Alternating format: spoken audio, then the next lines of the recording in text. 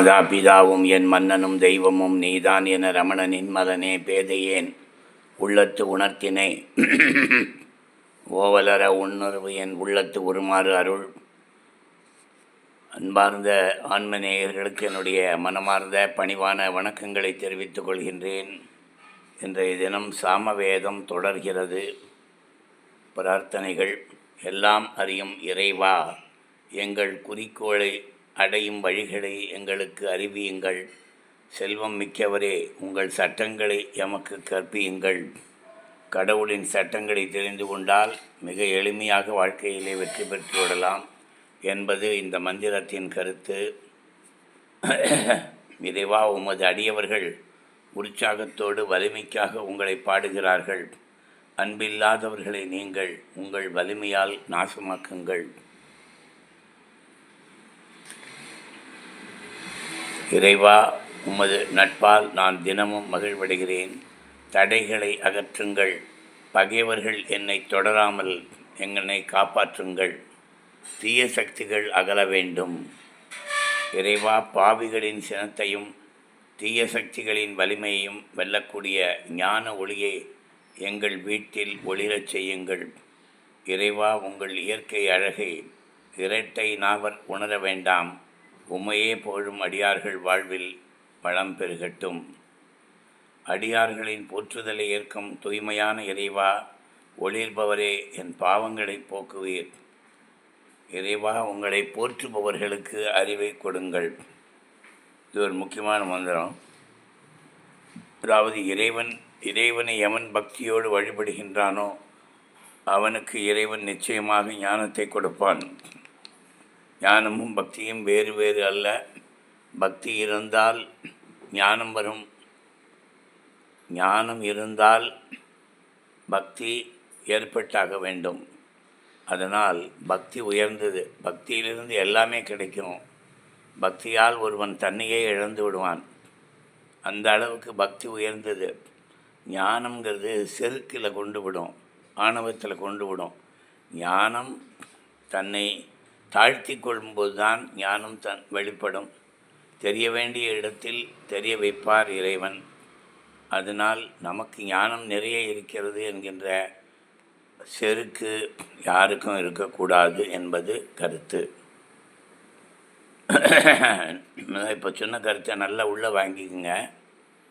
எனக்கு ஒன்றுமே ஞானம் இல்லையே, நான் வெறும் ராமன் சொல்கிறேன் அப்படின்னா, உண்மையாக நீ ராமரை இல்லை ஏதோ ஒரு தெய்வத்தை சேவிக்கிற வணங்குகிறாய் என்றால் அந்த தெய்வத்தின் மூலம் உனக்கு ஞானம் ஏற்படும். அதை யாராலும் தடுக்க முடியாது. அதனால் பக்தியால் ஞானம் பெருகுவது இயற்கையாக நடக்கும்.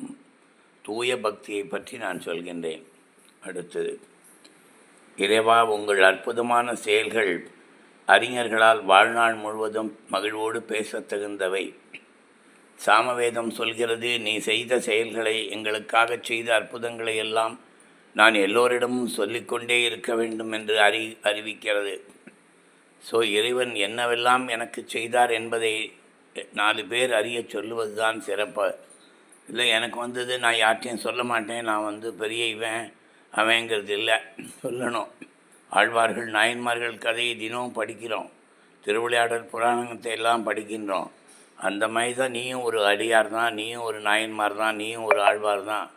உன்னுடைய சிறப்பை நீ புரிஞ்சுக்கோ. அதை விட்டு நான் சொல்ல மாட்டேன் அப்படிங்கிற ஒரு தவறான கருத்து நம்மிடையே இருக்கின்றது. இந்த கோயிலுக்கு போனேன், எனக்கு இந்த சக்தி கிடைச்சது, அந்த ஆண்டவர் கொடுத்தார் அப்படிம்பார். ஒரு சமயத்தில் எனக்கு ரொம்ப மூளை ரொம்ப குழம்பி இருந்தது. அதாவது என்னால் ஒன்றுமே செயலாற்ற முடியல. ஒரு பயம், நம்ம இறந்து விடுவோமோங்கிற பயம். அப்புறம் ஒன்றுமே செய்ய முடியாத ஒரு குழப்பமான சூழ்நிலை. அப்போ நான் என்ன பண்ணேன், குணசீலம் அந்த பெருமாள் கோயிலுக்குள்ளே நுழையிறேன். டக்குன்னு என்னை விட்டு ஏதோ ஒரு சக்தி போனதை நான் உணர்ந்தேன். இதை நான் உடனே என்னோடய பத்திரிகையெல்லாம் போட்டேன். எல்லோரும் போங்க, மனக்குழப்பம் இருக்கின்றவர்கள் அங்கே போய் தண்ணி தெளிச்சுக்கிறாங்க. அது நல்ல ஒரு அப்ரோச்சு, அணுகுமுறை. அதை தாண்டி நீங்கள் பகவானோடு ஏற்பட்ட அனுபவங்களை எல்லோரிடமும் பகிர்ந்து கொள்ளுங்கள். இதில் ஒரு தப்பும் இல்லை. எனக்கு வந்திருக்கு, இது எப்படி சொல்கிறது, கூச்சமாக இருக்குது அப்படிங்கிற எண்ணத்தை விடுங்க. இது ரொம்ப ரொம்ப முக்கியம் நான் சொல்கிறது. அவ்வளோதான். அப்போ தான் நம்ம நீ எந்த தெய்வத்தை கும்பிடுகின்றாயோ அந்த தெய்வத்தினுடைய சக்தியை எல்லோரும் புரிந்து கொள்வார்கள். வெற்றி வீரரே, இறைவா, அதிசயமான ஒளியை உடையவரே, உங்கள் நாமத்தை நான் எப்போதும் சொல்கின்றேன். நாம சங்கீர்த்தனம் செய்யலாம் என்று சாமவேதத்திலே பார்க்கின்றோம். இங்கே இறைவன் என் தந்தை, அவரிடமிருந்து இயற்கையின் நிரந்தர விதிகளில் உள்ள